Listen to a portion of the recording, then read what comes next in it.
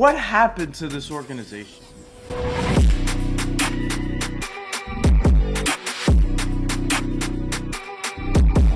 From 2016 to 2019, I was covering them for another outlet. It was great. They had culture, they had development, and they were doing things the right way. Terrence Crawford can beat you in more ways. He's a better counterpuncher. He's a better defensive fighter.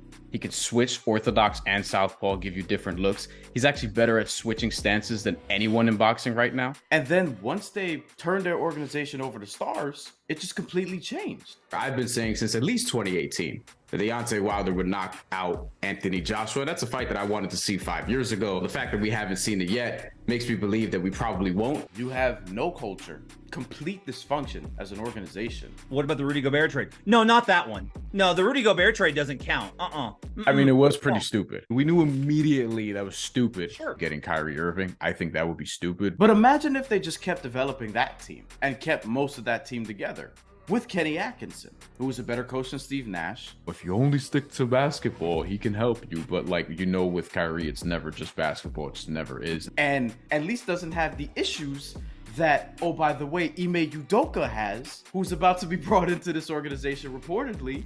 What are you doing?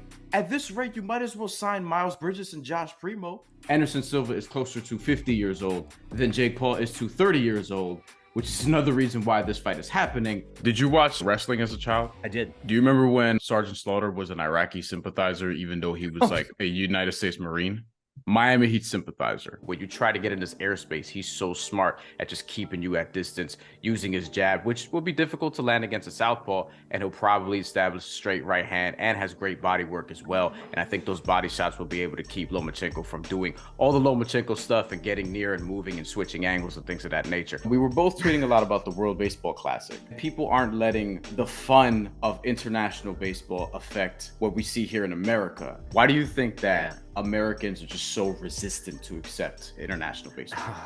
Wow, what a great question. Jimmy's a guy. Bam's a guy. Tyler Hero's always felt like a guy that gets you the guy. He's never felt like he was going to be one of those guys. And he's in the position where he kind of has to be that guy, and this is why they want to get Damian Lillard. But if you're looking at this top-heavy roster, this is what you need to address at the trade deadline. And the problem that this Nets team is going to have is they need size, shooting, and defense all in one player. Guess who else needs that? Everybody that they're competing with. Is this the biggest test of Paul's career? I mean, yes, because it's the only guy that has actual boxing experience that he's fought. Ben Askren wasn't even a striker in MMA. Tyron Woodley is one of these wrestlers who discovered he had power, then wanted to start knocking people out, not a boxer. Because what's being asked of Tyler Hero, whoever he's going to become 2-3 years down the line, maybe, it's not going to be what Damian Lillard is now.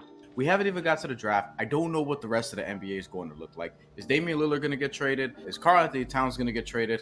Did I just ask that? Is Trae Young going to get traded? It's a timing thing. It's not to say Tyler Hero's bad, but they're trying to win a championship. And for somebody to fill that role, top flight scorer with Jimmy and Bam, they need somebody who's going to be better. This was the whole Bradley Beal thing. This is why I said trading for Bradley Beal will make sense. And obviously they didn't do that for a good reason, because somebody better they felt like was going to shake loose and it became available. And that's Damian Lillard. What's the biggest misconception about mustaches? Most misconceptions are actually true. People will think that you're a cop. People will think that you're from the 80s. People will be like, oh my gosh, you look just like my husband did when he was in the 80s. So I was like, all right, cool. Thank you guys. Errol Spence had a split decision victory over Sean Porter.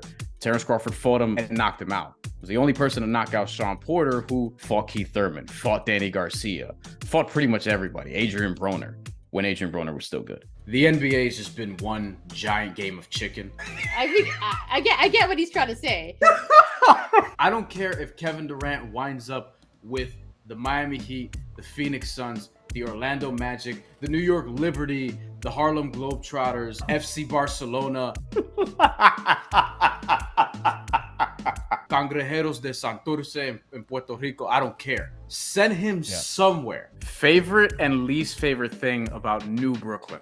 Least favorite thing? The people. Yeah. Everybody used to just mind their business, stay home, stay out of my borough, stay out of my city. But the best thing is all them people brought some good food spots. Yeah.